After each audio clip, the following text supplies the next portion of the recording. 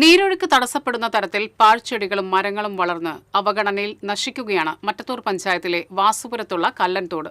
മണ്ണ് വീണ് നികന്നും വശങ്ങൾ ഇടിഞ്ഞും ശോച്യാവസ്ഥയിലുള്ള തോടിനെ വീണ്ടെടുക്കണമെന്നാണ് ആവശ്യമുയരുന്നത്.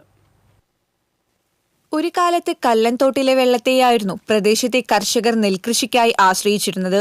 മഴക്കാലത്ത് ഉയർപ്രദേശങ്ങളിൽ നിന്ന് ഒഴുകിയെത്തുന്ന വെള്ളം കൃഷിയിടങ്ങളിൽ കെട്ടിക്കിടക്കാതെ സമീപത്തുള്ള കുറുമാലിപ്പുഴയിലേക്ക് ഒഴുകിപ്പോകുന്നത് ഈ തോട് വഴിയാണ്.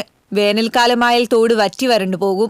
വാസുപുരത്ത് കല്ലൻതോട് പാലത്തിന് സമീപം മുളകളും മറ്റ് പാഴ്മരങ്ങളും വളർന്ന് തോട് കാണാൻ പോലും പറ്റാത്ത വിധത്തിൽ കാട് മൂടിക്കിടക്കുകയാണ്. വിജനമായ ഈ ഭാഗത്ത് പാലത്തിന് ചുവടെ തോട്ടിൽ മാലിന്യ നിക്ഷേപവും വർദ്ധിച്ചു വരികയാണ്. നിറയെ കുറ്റിക്കാടുകളും അതുപോലെ തന്നെ ഈ മുള ചാഞ്ഞു കിടന്ന് വെള്ളത്തിന് സുഗമമായി ഒഴുകാൻ പറ്റാത്തൊരവസ്ഥ ഉണ്ട്.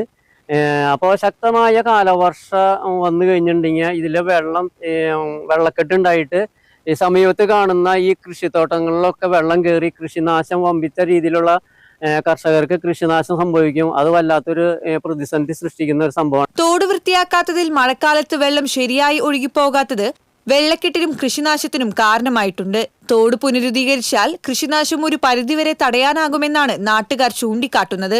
പാഴ്മരങ്ങളും കുറ്റിച്ചെടികളും വെട്ടിമാറ്റിയും മാലിന്യം കോരിക്കളഞ്ഞും ബണ്ടിടിഞ്ഞ ഭാഗത്ത് കയർഭൂവസ്ത്രം സ്ഥാപിച്ചും കല്ലൻതോടിനെ വീണ്ടെടുക്കണമെന്നാണ് ആവശ്യമുയരുന്നത്.